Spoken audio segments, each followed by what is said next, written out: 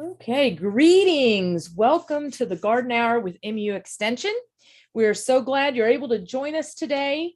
I hope everybody had a great Memorial Day weekend. I know where I'm at, we've had plenty of great weather, cooler temperatures, lower humidity, and I know I've got a lot planted, and I'm so tickled with that. My name is Donna Offenberg, and I'm your host for today. I'm located in the southeast part of the state near Cape Girardeau. We have lots of great usable information today, and we've had a lot of pictures, a lot of questions coming in. So great information from people. So please keep those questions and pictures rolling in for us. So let me get the state map up for everybody to see. So look and see who covers your area. If there's a vacancy in your area, choose the next person closest to you, and that way you have a contact person that you can go to. If at any time you have questions or horticulture problems, you can reach out to one of us. And really, we don't draw any county lines or territories. So if you just want to pick a name, you can always contact any of us, like I said. We have several joining us around the state today. Debbie Kelly's with us from the Hillsborough area, Katie Kamler from St. Genevieve, Kathy Meacham from Carrollton, Tamara Rial from Kansas City, Manoj Chetri from the Northwest region, and from campus we have Jared Vogue, Pong Tien, Pat Guinan, and then also we have to say that if you have any questions during this town hall, we would like you to direct them to Kathy, who has changed her name to ask your questions here. So once again, anytime you have questions, you can just text them directly to her. And please put your email with that information request. And that way, if we do not have time to get to your questions today, somebody will be in touch with you with an answer. We are going to start out with the weather report from Pat Guinan. So take it away, Pat. Sounds good. Thank you, Donna, and good afternoon, everyone. I'll get right into the weather report. And well, first day of June, and I always like to look back at what we've experienced here in Missouri climatologically for the month of May. And it'll go down in the record books as one being an above normal temperature category here in the upper left, even though we had cooler conditions during the last week of May. That heat wave that we had earlier in the month really sort of biased the trend toward a warmer than average May. And these are the numbers that are coming in, the preliminary numbers indicating anywhere from slightly above average to 1 to 2 degrees above average for the month. On the lower left, this is for the year so far, the first 5 months, with 3 out of the past 5 months have been cool. But our spring will go down in the record books as being an above average one, because March and May both ranked above average. April was a little cool, but overall, when you combine the 3 months, it will be a warmer than average spring, which has been the trend that we've seen over the past several decades here in Missouri. Precipitation-wise, here in the upper right, these are some of the totals. A lot of rain, very wet conditions, especially over, I'd say, the southern 2/3 of the state, parts of northwest Missouri. 5 to 7.5 inches of rain were common. That's above average, well above average. Look at these totals here in southwest Missouri, pretty much extending along I-44 up into just southwest of St. Louis, anywhere from 7.5 to 10 inches for the month of May. And climatologically, May is our wettest month. And by far, we did see some very wet conditions. These are some of the totals here. This table shows some of the monthly totals for May, southwest Missouri. Look at some of these numbers. Over a foot of rain in many counties across southwestern parts of the state. So exceptionally wet conditions across southwestern Missouri. For much of the state, we're seeing some wetter conditions. A little bit drier in north central, northeast Missouri. They actually were below average. And here in this table in the lower right shows some of the totals. Generally less than 4 inches. There are actually some drier conditions. Kirksville's only had about 2.5 inches of rain during the month of May. But nonetheless, that is the exception to the rule. We're very wet here in Missouri. And of course, the system that just moved through the past 24 hours was a very wet one. A lot of rainfall across the state. These are COCORA's reports for as of the 24-hour period ending at 7 a.m. this morning. Look at these totals in western Missouri, west central Missouri. Sedalia, the Farm Service Agency office in Sedalia reported over 6 inches of rain over the past 24 hours. We have about 10,000 CoCoRaHS observers in the United States. All 50 states participate in CoCoRaHS. And out of those 10,000 reports, this was the highest report in the country. This report out of Sedalia of over 6 inches. Obviously, you get that much rain over a 24-hour period, we're going to see some flooding. And indeed, that has been the case across many counties in west central Missouri. Many reports of some flood watches and flood warnings that are actually in effect through this evening across portions of west central and southwest Missouri. Some high totals statewide over the past 24 hours, extending all the way up into northeast Missouri. I see over here 2 inches, over 3 inches in Rawls County. Nonetheless, a little bit drier conditions in southeast Missouri. They didn't pick up the rainfall that we received over the past 24 hours. Much of the rest of the state did see some notable totals. On the right, this is over the past week since we last met. These are radar estimates, and anything in yellow is 2 or more inches. So some big rains over the past 7 days. Of course, the big ones we just seen over the past 24 hours in west central Missouri. Very wet conditions, pretty much statewide. That exception being southeast Missouri. They actually haven't seen much rain over the past 7 days. And so there has been some more drying opportunities in far southeastern sections of the state over the past week. I talked about the flooding we're seeing. There are currently watches and warnings extending across much of west central, parts of southwest Missouri where those heavy rains have fallen. And the potential does exist for later this afternoon. Some more storms perhaps could fire up. I think the highest likelihood will be across about the southeastern half of the state. Higher likelihoods as you go into southern Missouri for more showers and thunderstorms later this afternoon and continuing into this evening. Some of these could be fairly strong, especially in the southeastern parts of the state. In the lower left, these are temperatures, air temperatures from the Missouri Mesonet as of about 10 minutes ago. You can see where the frontal boundary lies across southeast Missouri. Cooler conditions across northern and central parts of the state where we've seen some rain over the past 24 hours, more of a northerly wind direction, high temperatures only in the middle 60s versus lower 70s. And look at these hot temperatures in the Boot Heel. They're in the middle 80s, mid to upper 80s at noontime today. So some very warm and muggy conditions across southeast Missouri. The next 4 days, that'll take us through the weekend here in the lower right. Of course, those chances of showers and thunderstorms today and tonight. It looks like Thursday will be a much nicer day, more sunshine, and those storms will be exiting to our east. And very pleasant conditions, highs in the lower to middle 70s, lows in the 50s over the next several days, some very nice weather. I think the pick day of the week will be on Friday, mostly sunny statewide. Again, very nice conditions, lower humidities, high temperatures in the upper 70s or lower 80s. It does look like by Saturday, another system will be impacting our state, especially as we go into Saturday afternoon and tonight and Saturday night.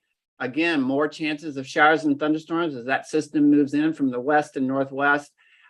Nice temperatures, though, very seasonable. Highs in the upper 70s, low 80s on Saturday, lows in the 50s on Sunday morning, and the high temperatures on Sunday, again, upper 70s, low 80s. With those scattered showers and thunderstorms, as that system is going to be a slow-moving one as we go into the weekend. Again, it looks like tomorrow and Friday will be the best days in regard to sunshine and little to no chances of precipitation here in Missouri. This is the forecast over the next 5 days of precipitation. Take these with a grain of salt. You know, depending on whether storms develop, they can bring heavier amounts, or in some areas might miss out and not receive much rainfall at all. But it does look like generally, with the chances of precipitation later this afternoon and tonight, and again as we go into Saturday afternoon and into Sunday, those could amount to anywhere from between a half and an inch of additional rainfall. We're very wet right now, with the exception of southeast Missouri, but very wet conditions. I don't really see much drying opportunities, especially as we go into the weekend and into next week. And this is the forecast for next week. On the left, it does indicate below normal temperatures for next week. That will be Monday through Friday. And with that type of forecast, almost all of Missouri, they're anticipating below normal temperatures. This time of year, where typically our highs are in the lower 80s, we might struggle to get into the 80s next week, with highs in the 70s, lows in the 50s for much of next week, with these cooler conditions anticipated. Warmer conditions to the south. This to me looks like a zonal or a west to east flow of systems. And so cool to the north, warm to the south. And of course, there will be a boundary probably right in between there that will bring us those chances of showers and thunderstorms for next week as well. So it does look like a very unsettled period here in Missouri over the next 7 days or so. Again, the best day for weather will be tomorrow and Friday, with little to no chances of rainfall and more sunshine, but then the rain chances return for the weekend, late Saturday into Sunday. And it does look like those chances will continue into much of next week. And the last slide is the monthly outlook. It actually just came out yesterday from the Climate Prediction Center. It does look somewhat like a broken record, at least for the month of June. They are indicating that those cooler conditions across the north central US into the Pacific Northwest, warmer across the south. Here in Missouri, perhaps a little bit enhanced likelihood of below normal temperatures in northern Missouri, equal chances for above, below, and near normal temperatures across the southern parts of Missouri, southern half of the state. And they do indicate a little area of above average precipitation impacting most of Missouri, that highest likelihood of above normal precip across southeastern Kansas. And so, Donna, it does look like a wet June is in the forecast, at least through next week and perhaps for the rest of the month. That's a weather report. I'll hand it back over to you. Thank you. Thank you, Pat. At this point, I will turn it over to Debbie as your moderator. Hi, everyone. I'm filling in for either Kelly or Jennifer, who were unable to make it today, and hopefully I can do just as good of a job as they do in playing moderator. So let's go ahead and get started. We had two different questions that came in as an email directly to me and asked that we answer this on the Garden Hour. And so I'm going to say both of them, and it's kind of a two-part question, and Kathy's going to answer that for us. So what do we do if we can't take a soil test on an ongoing or regular basis? What are your thoughts about that? What about Biotone, Miracle Grow, no-name brand fertilizers such as the 12. And when do you use it? Do you use it as a regular fertilizer? When you dig the hole, do you actually put the fertilizer in the hole, or do you wait and scatter that and a month later? How do you actually utilize that fertilizer when you're growing your vegetables? So Kathy, can you answer that for us? Was I clear? I know my internet might be a little unstable right now. Yeah, it was clear. And it was a little, just so you know. And so can you see my screen? And I guess you can hear me okay. Yes. Okay, so I am going to try to address all this. And so if you don't get a soil test, what's the best thing to do? That's a very difficult question to answer if you don't have a soil test. When you add nutrients that aren't needed, you can cause deficiencies of other nutrients, and it can also cause an imbalance of the nutrients. It also is costly. If you don't need any amendments and you're purchasing them and you're putting them on, it's just an added cost that you could be spending somewhere else.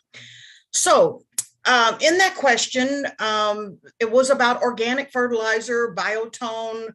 There's others, Dr. Earth, again, there's others.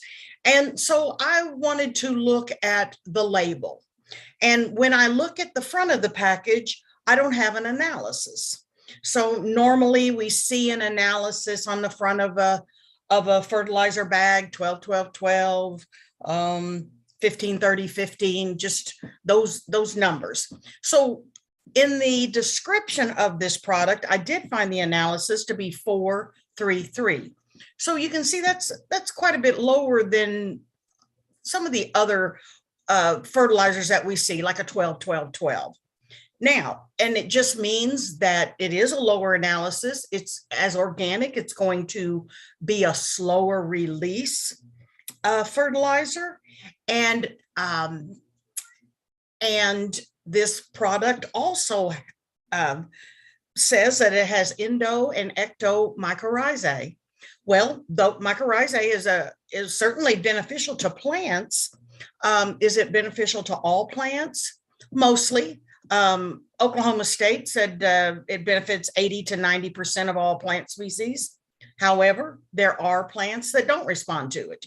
And those are listed right there: blueberry, broccoli, collards, cranberry, mustard. Now, it doesn't hurt them. It didn't indicate that it hurt them, but it doesn't help them. And, when you have to search the label for the analysis, I don't know. I like the analysis to be right on front where I can see it quick and I know what I'm working with.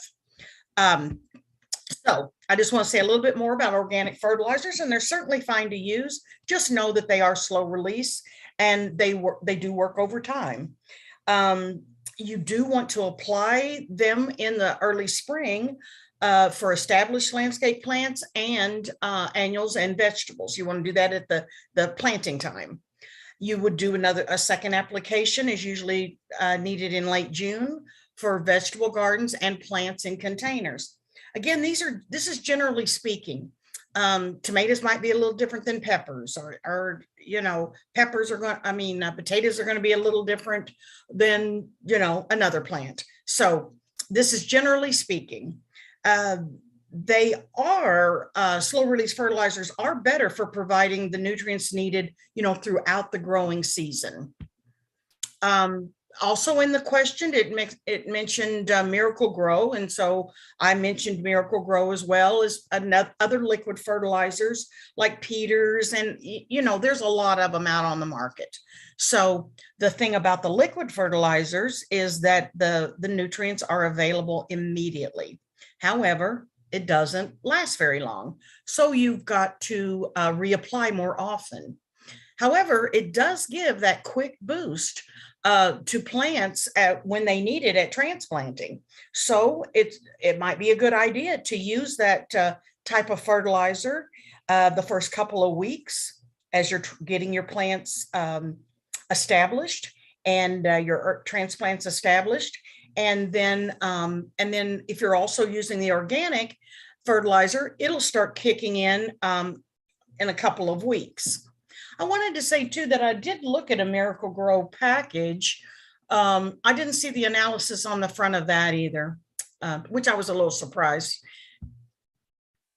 There's the other kind of fertilizer. There's different types, but this oftentimes these balanced fertilizers, the 12-12-12, 10-10-10, are a granular fertilizer, and they act very much like the liquid fertilizers in that you get that quicker boost. However, it does dissolve rapidly, and nitrogen especially.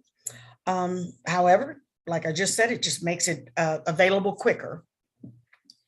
Light applications should be made every 4 to 6 weeks so that you can keep that fertilizer continually, just like you would if it was a slow release. That is working continually. And again, you've got to do light applications over the season to get that same effect. The next question was, so when do you use the fertilizer, as a starter or as a fertilizer? I think I understand that correctly. And when you dig the hole or set the plant out, or should you wait a while? So a starter fertilizer is a water-soluble fertilizer used in the transplant water. And phosphorus is the most important element in getting those transplants off to a good start. So you'd want to select a fertilizer high in phosphorus. And some common numbers for that are 10, 52, 17, 15, 30, 15, you get the idea. You can find organic fertilizers with the similar analysis, but they're going to be smaller. So it would be like a 5.75 or a 5.85. And so then, because if you're going to use that for your transplants, you're going to want that higher number for the phosphorus. And so when you use that as that starter fertilizer, you want to apply 1 cup of this solution around the roots after placing the plant in the hole. I was talking to my sister about this weekend, and she gardens in containers, and that does leach out faster no matter what kind of fertilizer you use. And so I was telling her that to use 1 cup in this container. It was a small container. And she said, I said a tablespoon to a gallon. And she said, well, I don't put a gallon on that plant. I said, okay, half a tablespoon to half a gallon. So anyway, if you do use containers, you might have to modify just a little bit. I did want to give you an example too of this, using this starter fertilizer. So for tomatoes, and again, things are going to be different for different plants. You would use 1 cup of the fertilizer solution around the roots after placing the plant in the hole. And then you would use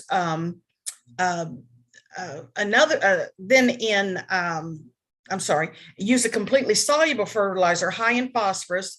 And you would, like I said earlier, like 9, 45, 15 or 15, 30, 15. And that is at 2 level tablespoons per gallon of water. That's what I was talking about with my sister. So that's all I have. I did want to mention that, again, if you are gardening in containers, your nutrients do leach out quicker. Thank you, Kathy. We had a question come in. Does all the rain wash out fertilizer in the soil? Yes, it can.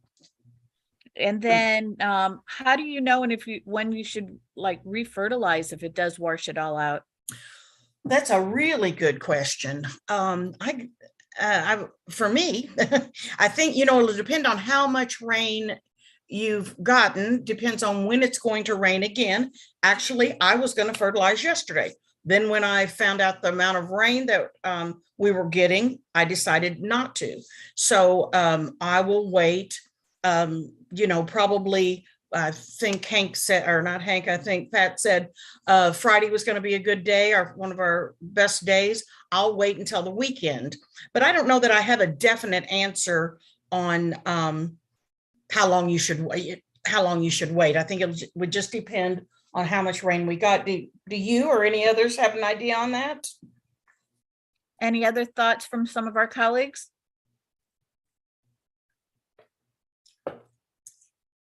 Okay, and then there was also a comment in the chat that said phosphorus can reach toxic amounts in the soil.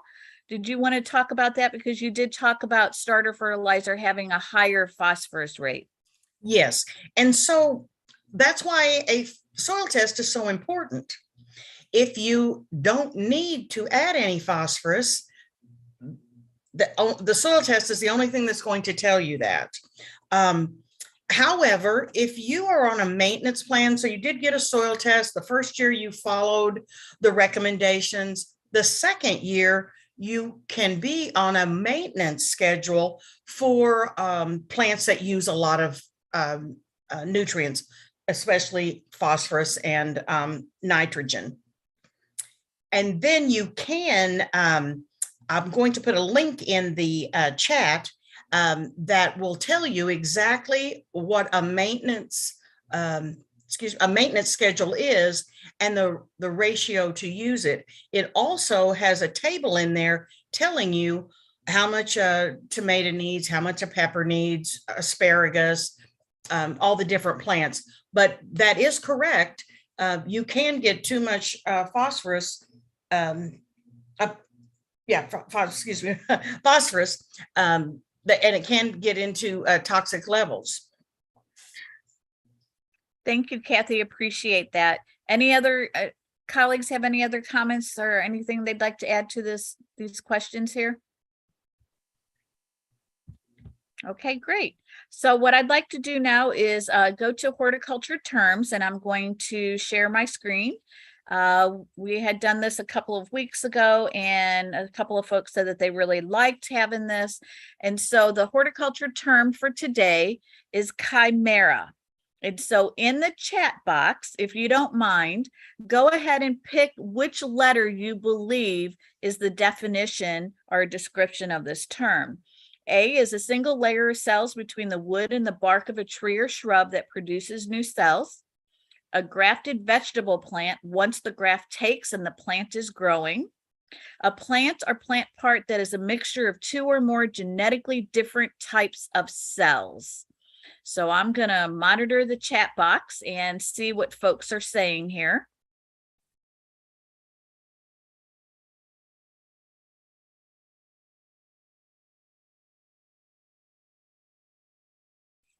And we've got what, about 5 or 6 folks that have answered the question. Any others want to take a stab at it?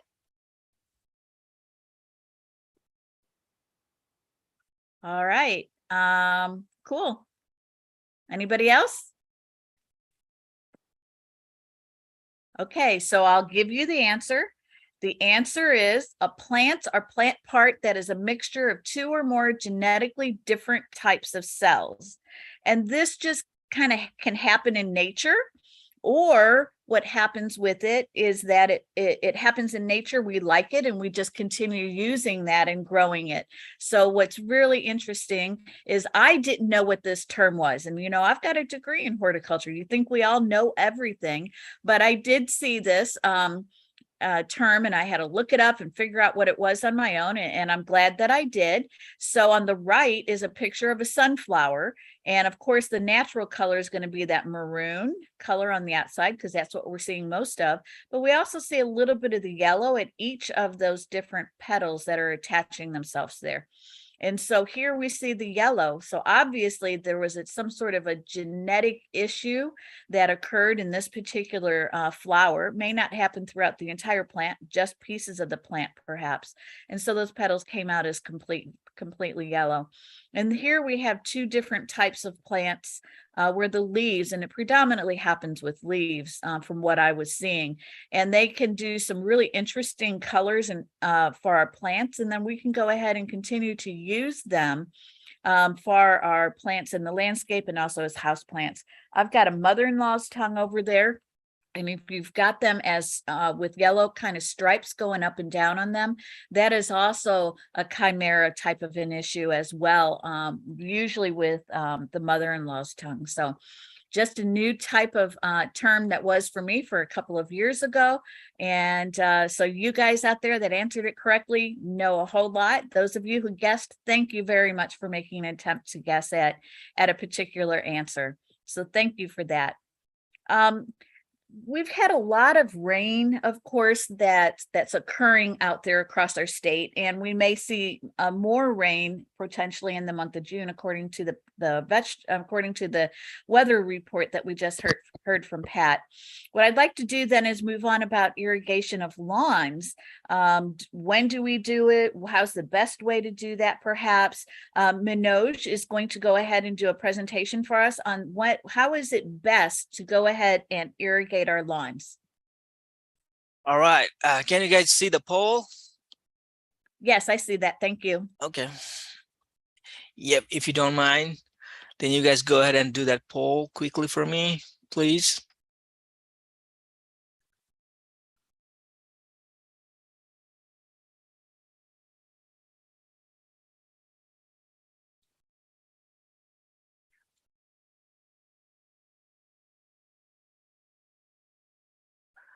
Okay, I'm gonna go in the poll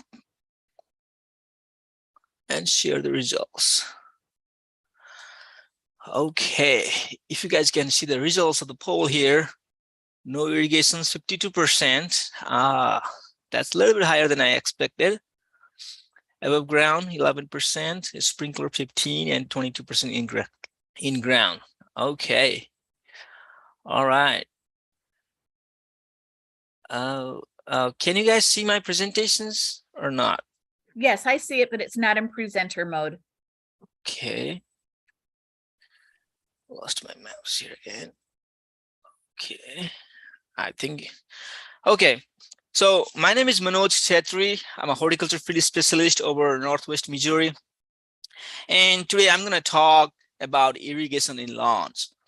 So I think most of us know that when it comes to water savings and irrigations, then I think that the turf people or the homeowners, lawn people, they get criticized in the first group because we fairly deserve that because we do not use the water or most effectively. And here is an example of running sprinklers on a lawn that not been used effectively. So when it comes to irrigation in lawn, there are several factors to consider. And I will briefly touch upon these different things. So for example, the weather and season. So your yard does not need the water equally throughout the season in the same amount. Depending on the weather and season, the water demand varies, and you have to adjust that to effectively manage the irrigation water. And the simple thing is, when it's hot and dry, it needs more water. It's cool and wet, it needs less water, but it's not as easy as said, because everyone knows that but does not follow that. Timing. There's a specific time to avoid, and a specific time, especially in the morning, that's when recommended to turn on the irrigations. We'll go that in detail in later in the presentations. Frequency, how often to irrigate the lawn. Again, the demand of your irrigations depends on soil properties. What kind of soil do you have? Is it heavy soil, light soil? The grass properties, what kind of grass you have, cool season versus warm seasons. It depends on the grass type. Genetically, some of them require more water and others require less water. Pressure of the irrigations. When you have a high pressures, then you're gonna do a lot of misting there. The wind's gonna blow that water and it's not very effective. A lot of wastage. If you have low pressure head, then it's not going to do much better, again, because you are putting just large droplets and wasting water with low pressure. So just right pressure is required to do proper irrigations. Types of irrigations. What do you have? Again, I just asked that, right? More than 50% you do not have irrigations. That's totally fine. It just depends on what your objective and purpose is in maintaining yard. And others, you have above ground or under or below ground sprinklers. And it depends what kind of irrigation you have and how do you run that to properly manage irrigations. Water quality. We can talk. I think we have one talk before in this garden hour in terms of how to test water quality. But again, if your water has a lot of sodium, especially, and other dissolved solids or salts, then that's going to affect the quality of the grass as it builds up that salt in your soil profile, and it will be a lot challenging and difficult to leach out the salts once it builds up. So you need to know the quality of the water as well. So let's start with, how to know when to start irrigations, right? We have talked about no mow May in last garden hour. And generally in the month of May, especially in this area, like in Missouri, we don't need irrigations. Even with those short or 90-degree temperature in the early month of May for few days, at least we had, I think, 3 days. Even in that kind of conditions, we do not need to turn on irrigations because those short high temperatures not going to affect or damage your lawn. It's not going to deplete your soil moistures. So do not rush to start irrigations in the spring, okay? But how do we exactly know when to turn on irrigations? Is as simple as walking on the lawn. And you can see in this picture, when you walk on the lawn, and if you leave that kind of footprints on the lawn for several hours, then that's telling you that the moisture in the grass or the leaf blades is not enough and it needs water. And there could be two reasons for that. One, there is no enough water in the soil profile for the roots to harvest. Second, there is water, but there is no good roots to do that job, okay? So if there is enough water in the soil profile, you cannot help by adding more water. Your roots are not developed well or not developed healthy to harvest that water. But if there is no water and you start watering, then your leaves gonna spring back quickly. It's gonna respond, and that's how you're gonna know if the grass is suffering from drought stress or not. In the initial stage of drying, we're gonna see purple or bluish cast on the turf canopy. But once it turns brown, that's slightly late in the timing of irrigations. Do not wait until your leaves turn brown.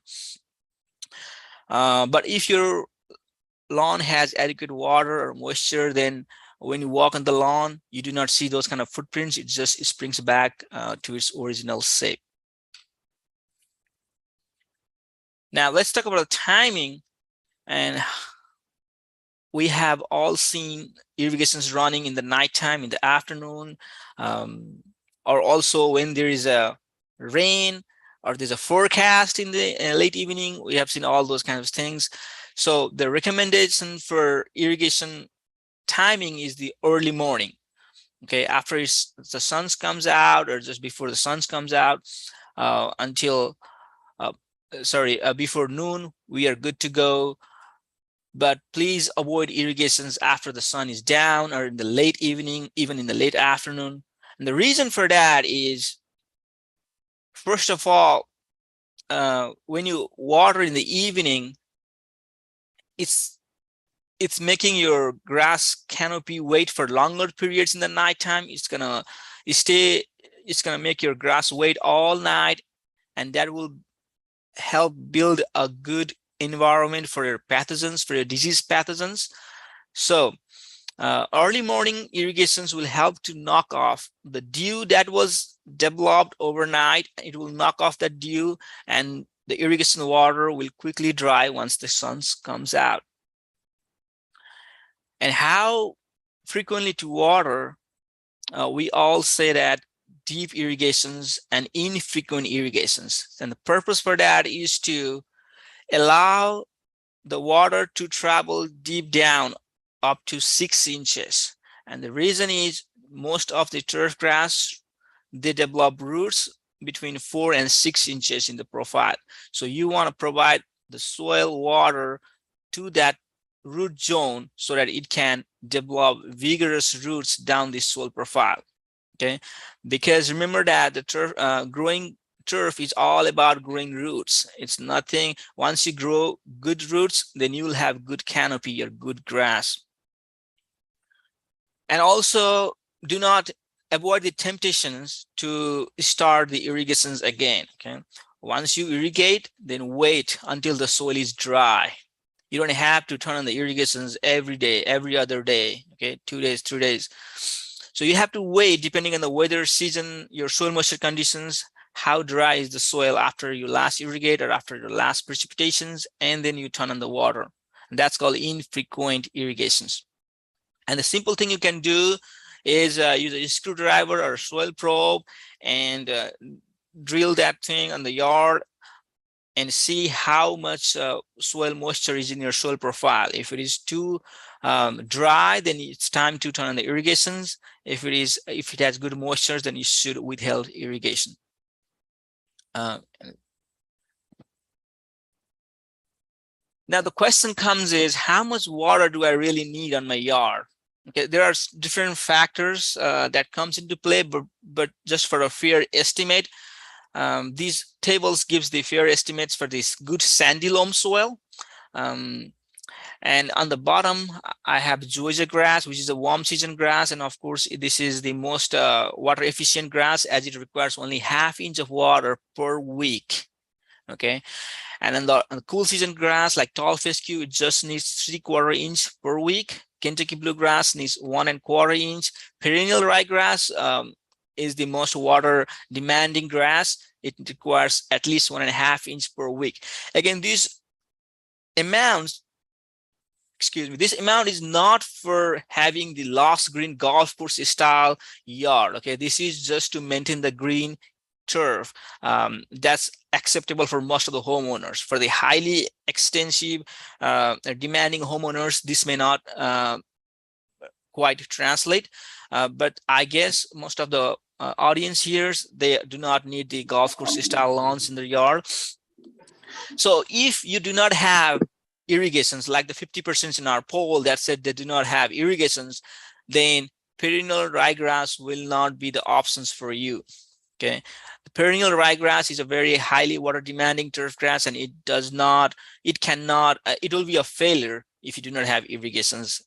But with some kinds of irrigations, you can definitely grow Kentucky bluegrass. And then tall fescue is the most water efficient turf grass. It's drought tolerant, and it can be managed fairly well without irrigations in cool season group. And of course, in the warm seasons, if you do not have irrigations at all, then maybe a warm season like Georgia grass will be a way to go. And just to give you an estimate of how much of 1 inch of water is in terms of gallons, then per acre that will be 27,000 gallons. So if you have an acre of lawn, then you're putting down 27,000 gallons per week. Okay. Again, these are the estimates for the clay, for the good soil, sandy loam soils. If you have a heavy soil, clay soil, a lot of clay, then it needs less water as there is not much drainage. If you have light sandy soils, then it needs more water or more frequently as well, because it cannot hold good water. So I'd just like to conclude that with a report here. There was a survey done from K-State University, and they found that homeowners with in-ground timer-based sprinkler systems, they tend to use 47% more water than those who do not have those in-ground sprinkler systems. And the reason for that is pretty simple, that they schedule the sprinkler systems on the base of time, and there's nothing else, other factors considered. It runs like 2 times or 3 times a week, irrespective of the rain, irrespective of the weather conditions, irrespective of the grass species, and also the soil moistures on their yard. So if you really want to, like, it's educate yourselves and also educate others, this is not only about cutting the utility bills. Of course, there's the irrigation in the lawns. Most of the time it's used from city water or community water. There's a utility part, but it's more than that. It's growing healthy turf, it's growing healthy yard, and also conserving water, saving water, and that will be the way to go for me. So we can do much better than what we are doing right now, and that's how I want to educate myself and also others. Thank you for your time. Thank you, Manoj. There was a question that came in the chat, and it said, what are some thoughts about using buffalo grass for your turf? So buffalo grass is another warm season turf grass species. It's a native.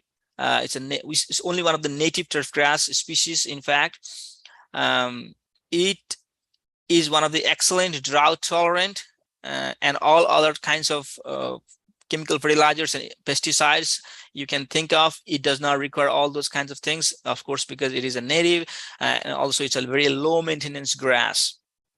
The only drawbacks for that is it's not as cold tolerant as other warm season like Georgia grass, and definitely not close to tall fescue and bluegrass in terms of cold tolerance. So for some of the regions in northern parts of Missouri, it suffers from major winter damage. But on the southern Missouri, I guess it does fairly well in terms of cold tolerance. If you can keep this grass alive in winter, then that's a very good choice for low maintenance turf. Thank you, Manoj. Greatly appreciate that. So we had something come in on the asking questions, and they also, because now we're able to actually accept pictures. So if you've got pictures of things and you want to send them to us and have them have us answer those questions, because a lot of times a picture is worth 1,000 words, and we greatly want to know what it is at times, because descriptions are really good, but sometimes having a picture helps us to identify things. So they said, hey, I have this hollyhocks, I've grown them for years, and all of a sudden this one hollyhock started looking really strange. Can you help me identify what the issue of this is? So as the hollyhocks, you can see these 3 pictures that this individual sent, is they grow really nice. That's how they normally grow. But in the middle, there's this piece here of the plant that doesn't look quite right. And then here's a closer up look at what this individual looks like. And you can see all the buds coming off. It looks really strange and flat. It's not round like that stem over here. And then even closer up picture of what this particular area looks like and how flat it looks. And so what this is actually called is fasciation. Fasciation, the official term for it, it's name is banded or bundled. It is a physiological disorder that can occur in almost any kind of a plant part, but it's most noticeable in either the stems or in the fluorescence, the flowers of that particular plant. The result is that it's a thick, often flattened area, whether it's the stems, it could, which are flattened, they can have large flowers, or the flower heads are distorted in some capacity, and they may have far more than the usual number of flowers than what we're expected to see on that particular plant. And so I have some pictures here. Jennifer, again, wasn't really able to join us today, but she shared some of the pictures that she had of some of the different crops. And some of these are actually from the Kirksville area up in the northeast part of the state. So here's a sunflower. You can see it has 2 heads on one stem, which is not normal. Sweet potato. So here we have a vegetable, very flattened type of a stem, which is very abnormal. And then you notice the summer squash, and look at how this particular flower is trying to develop as it's growing. Here we have a tomato plant, and I don't know about you, but that looks like multiple flower heads all in one particular location. Oh, here we have the sweet potato again. Sorry about that. And then with the zinnia, you notice we have the actual zinnia here, but on the very peak of that, it looks like there's another flower that's coming out. And that's really, really interesting. Some other plants and how we see them as being a little bit abnormal. So we have the coneflower. Notice how there's 2 heads on this coneflower. Notice how this head on this coneflower is kind of split all the way across in a line. It almost looks like there were 2 flower heads right there. The dandelion, multiple flowers coming out, we notice that can occur, but this many is more than normal. And this particular stem right here looks a little bit flattened as compared to being round. Asparagus grows straight up, but notice how this one is curved. Notice how this one is really going in a circle. I'm sorry, I don't know exactly. I can't rightly tell exactly what this particular flower is, but look at the 2 different flower heads that are coming out. And it even happens in our cactus. I lived in Tucson, Arizona for a short while, and I do remember seeing cactus that look like this, the saguaros, and those saguaros definitely do not grow in that fashion. So that was a great question that came in, talking about the abnormality of what we're seeing with the growth with some of our different crops. So that's all that I have on that particular fasciation, that what came in as a picture. So again, you can go back out where you're originally registered to join us for each week. And then there's a link there where you can upload pictures with your questions. So feel free to use that at any time. We love seeing your pictures. I'd like to switch gears just a little bit. Some folks have been reaching out to us saying that they're seeing these growth-like things occurring on their oak trees. And so I'm going to let Dr. Pong Tian answer that question for us. So Pong, what can you provide us with? Thank you, Debbie. Today I'm going to talk about oak galls. I would say this is another type of a fasciation, definitely not as fascinating as your fasciation. So on the front page, you can see the oak galls photos. This is a photo that was sent to me last year from the Columbia, Missouri. And you can see the oak galls are all over the twigs. Definitely really overwhelming to see. I can definitely feel the unpleasant feeling from the clients. So let's first talk about some basics. So for oak galls, if you attended the garden hour last week, you may be able to differentiate the difference between the symptom and signs. The gall is a symptom, which is plant response to some stress or some infection. So this is a very typical plant response. The gall is a part of the plant tissue.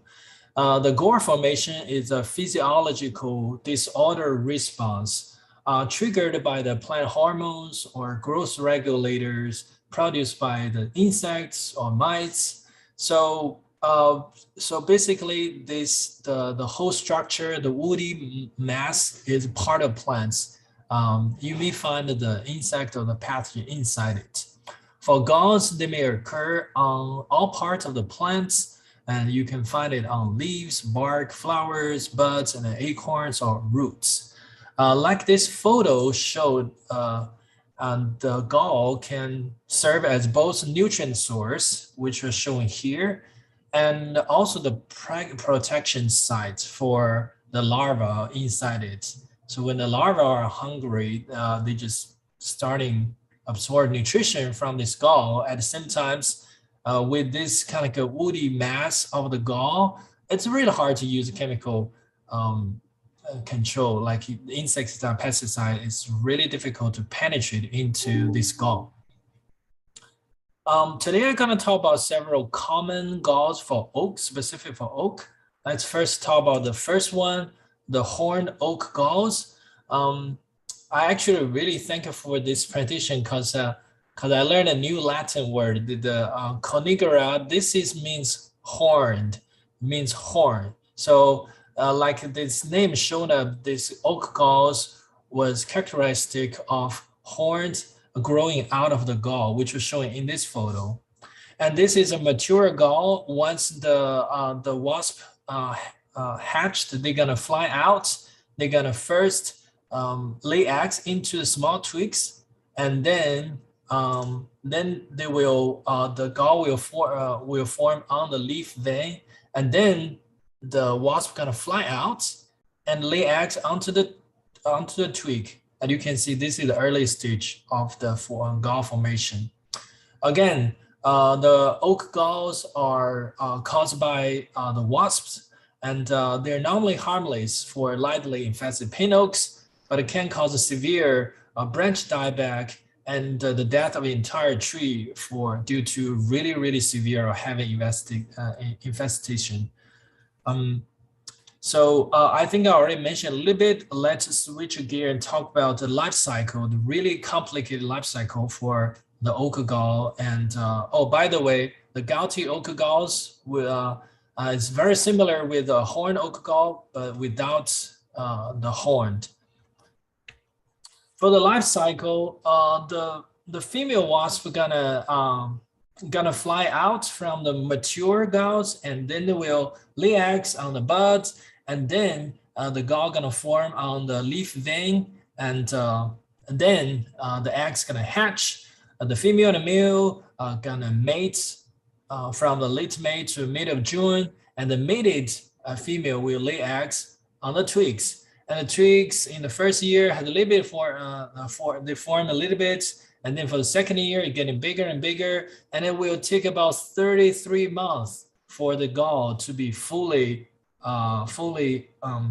mature. So basically, the galls increase in size for about 24 months, and each gall may house as many as 160 developing wasps. And the stem gall generation takes about 33 months for egg hatch to adult emergence. So with this life cycle, I will talk about later because this is very informative for us to understand the disease control method. But before that, I would like to briefly mention another oak gall disease called jumping oak galls. This is more prevalent for white and post oaks. And this is caused by another wasp, which is, I believe it's a stingless wasp. And this wasp can cause the small galls under the side of the leaf, and it can cause the leaf spots and leaf browning. So basically, the more galls you have on the backside, the more browning area on the leaves you will see. Over time, it can cause premature defoliation, and the gall can jump on the ground. I never seen that before, but it sounds very interesting. So this is for the jumping oak gall, comparing with the horned oak gall or gouty oak gall. It is foliar oak gall didn't cause as much damage as the twig gall or stem gall that caused by the horned oak gall. So this jumping oak gall rarely kill a tree.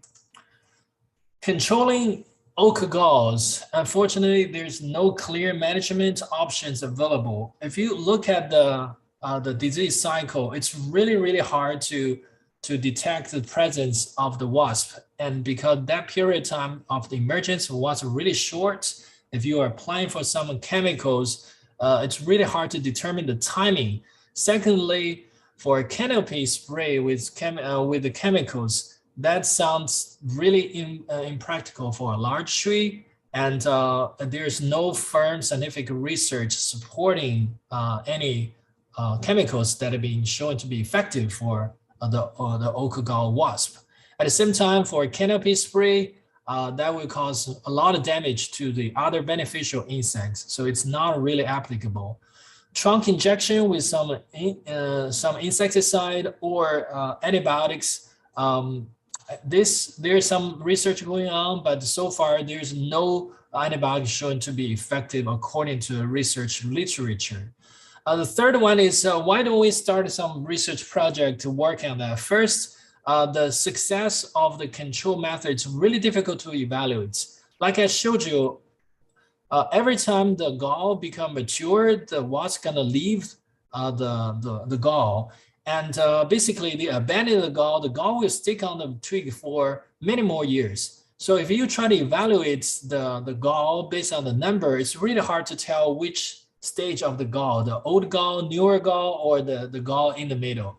So it's really hard to evaluate the data. For pruning for the little or small or young tree sounds practical, but it's not a very practical for the large tree. Resistant varieties, recently I received a lot of phone calls. I mean, in the past 1 year, received phone calls that increasing cases of oak gall in St. Louis area. So it must be more than that. There must be something associated with the weather condition, environmental factors, and the resistant variety is really hard to tell because some variety may perform better under certain condition, but some variety didn't live well. The beneficial predators may be a good option to consider to control this wasp. I know I mentioned so many information that sounds really negative. There's a little bit bright side of the controlling oak gall. I would say the oak gall, most of the time, if the tree is not under stress, they are very tolerant to the oak gall. And here is old research. This is just extension specialist at University of Kentucky. Based on his observation, you can tell this, I believe it's a bur oak. You can see the oak galls all over the twig, all over the stem, very overwhelming. And then later in the season, like in July, the 3 months after the galls are showing up, it's successfully leaf out. And 15 years later, the tree is still alive and still survive very well. So again, keep the tree in the optimum condition and have a good health management for the tree with good fertilization, mulch, and irrigation. That will be the best way to control oak gall. That's all I have. Thank you, Debbie. Thanks, Pong. Greatly appreciate that. We did get one question come in about trees and diseases. It's not related to this, but if you can give a real quick answer because we're coming up on our time. Tree diseases due to dampness, what can be done? Let me see. Can you repeat the question? Tree disease.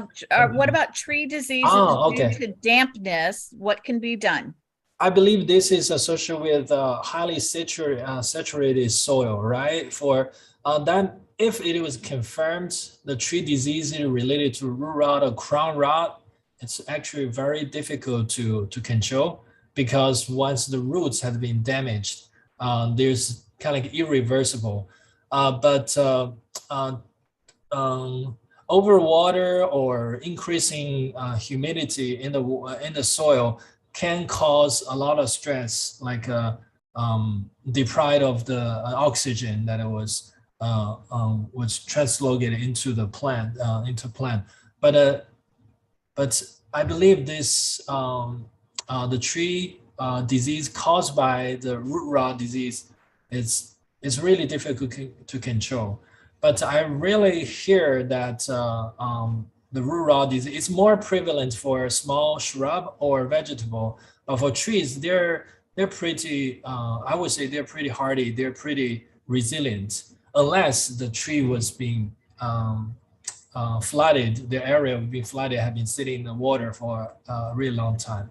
So I hope I answered the question. And I just had another chat come in that said that it's a maple tree, but when we're looking at the leaves, because a lot of the different fungal diseases occur in leaves. And so a lot of times I know with the sycamores, they have a tendency to get some anthracnose, the leaves will fall, but as soon as it dries out, the leaves sprout back out on those trees. Is that correct? Yes, for those type of the foliar disease can cause the stress and defoliation for those type of trees. Yes. And then they have a tendency to have their leaves come back out again, correct? Yeah, deciduous Okay. trees, deciduous plant are more resilient. They can come back next year. Yeah, so I appreciate you answering those last couple of questions. I'm going to go ahead and turn it back over to Donna. Okay, so that's all we have time for today. Lots of great information. I always enjoy these town halls or the garden hour, and mainly because I always learn something new. Remember that these are recorded, so if you missed something or you want to go back and refresh your memory from previous garden hours, you can go back to our MUIPM page on the YouTube page. And so basically you go to YouTube, on the search bar, you type in MUIPM, and that will pop up our page, and you can review snippets, and you can go back and rewatch the different garden hours. And a really, really nice thing to have a refresher as we go along through the summer. Just keep in mind, if you want to ask a question to any of us to be covered on future garden hours, you have to go back to the website where you registered, and you have to ask your question there. And there's an opportunity to also email a picture in. The next one we have will be next Wednesday at noon on June 8th. And I hope everybody has a great week and continue to plant those beautiful plants. So enjoy.